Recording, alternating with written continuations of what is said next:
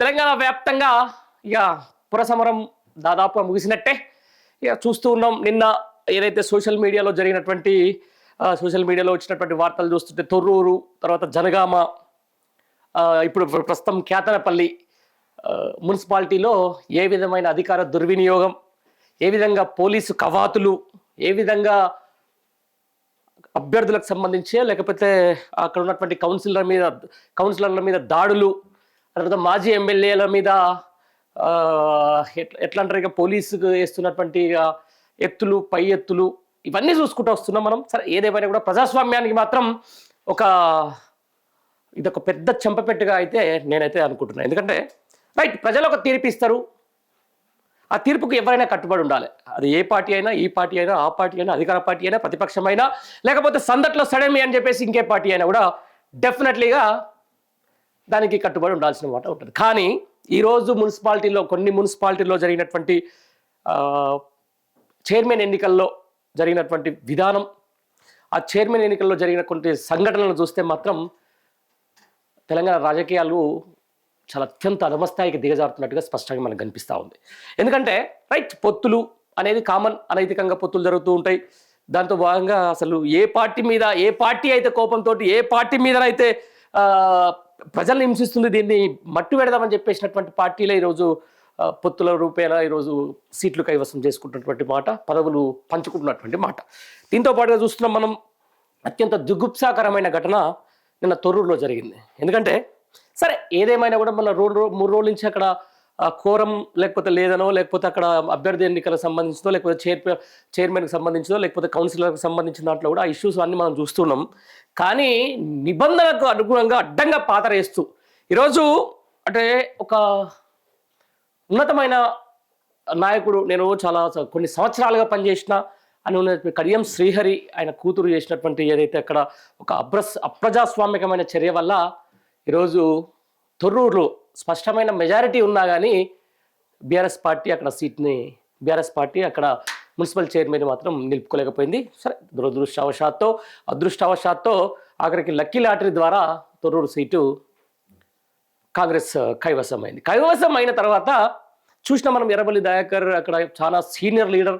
ఆయన ఇట్లాంటి నా జిందగీలో ఇట్లాంటి నేను చూడలేదు. వైఎస్ రాజశేఖర రెడ్డి ఉన్నప్పుడు కూడా నేను ఇంత మానసిక క్షోభకు అనుభవించలేదు. కానీ ఈరోజు ఇంత ఎందుకు కార్యకర్తలను పెట్టుకొని, ఇంతమందిని పెట్టుకొని ఒక అప్రజాస్వామ్యంకంగా అక్కడ వరంగల్లో ఆల్రెడీ ఓటు హక్కును మున్సిపల్ కార్పొరేషన్లో ఓటు హక్కును వినియోగించుకున్న కడియం కావ్య ఇక్కడ తొర్రూరులో ఎట్లా వేస్తుంది అని చెప్పేసి కూడా ఆయన చాలా బాధాతప్త హృదయంతో మాట్లాడే విధానాన్ని మనం చూస్తాం.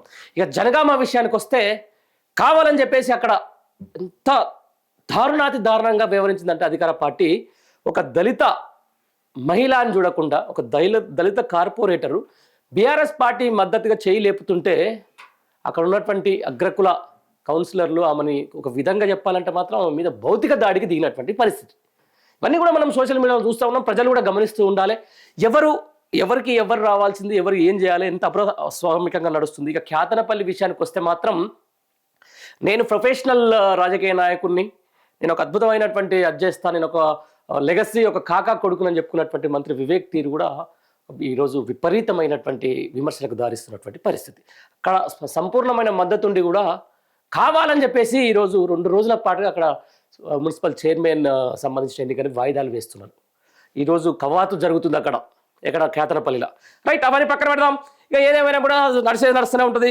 ఎలక్షన్ల తర్వాత కామన్, ఓకే, అధికార పార్టీ యథావిధంగా ఇక అంగబలం మర్దబలంతో వాళ్ళు ఎక్కువ మున్సిపాలిటీలు కైవసం చేసుకున్నారు. ప్రధాన ప్రతిపక్షంగా ఉన్నటువంటి బీఆర్ఎస్ పార్టీ స్పష్టమైన తన ఓటు బ్యాంక్ని అయితే అట్నే కాపాడుకొని ఎవరు ఊహించినంత కదా 18 నుంచి 20 మున్సిపాలిటీలను కైవసం చేసుకుంది.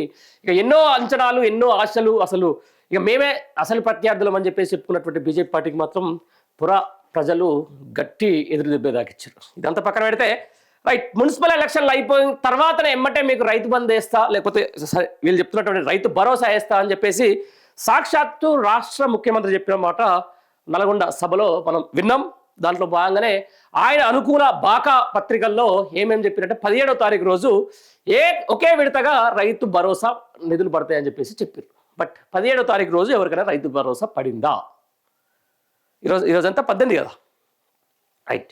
ఇంతవరకు అయితే రైట్, నేను ఒక 2 ఎకరాల ఆసామిగా నాకైతే ఇంతవరకు ఎలాంటి మెసేజ్ అయితే రాలే. మరి ఎవరికన్నా వచ్చిందా లేదా, సేమ్ అంతే. ఓట్లు వచ్చినప్పుడే నోట్ల మాట వస్తుంది, నోట్ల మాట వస్తుంది ఈ కాంగ్రెస్ పార్టీకి అనేది మరోసారి స్పష్టంగా అర్థమైంది.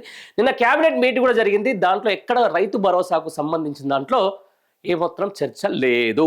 సరే, చర్చ లేకపోగా కనీసం ఆల్రెడీ ఆ నిధులు అక్కడ ఉన్నాయి, అది రెడీగా ఉన్నాయి, అయిపోగానే వేసేస్తామని చెప్పేసి ఇంకొక మాట. దీన్ని కేవలం రాజకీయ ప్రయోజనాల కోసం చెప్తున్నారు కదా, ఓట్లు వచ్చినప్పుడే నోట్లు వస్తుంది కాంగ్రెస్ పార్టీకి అని.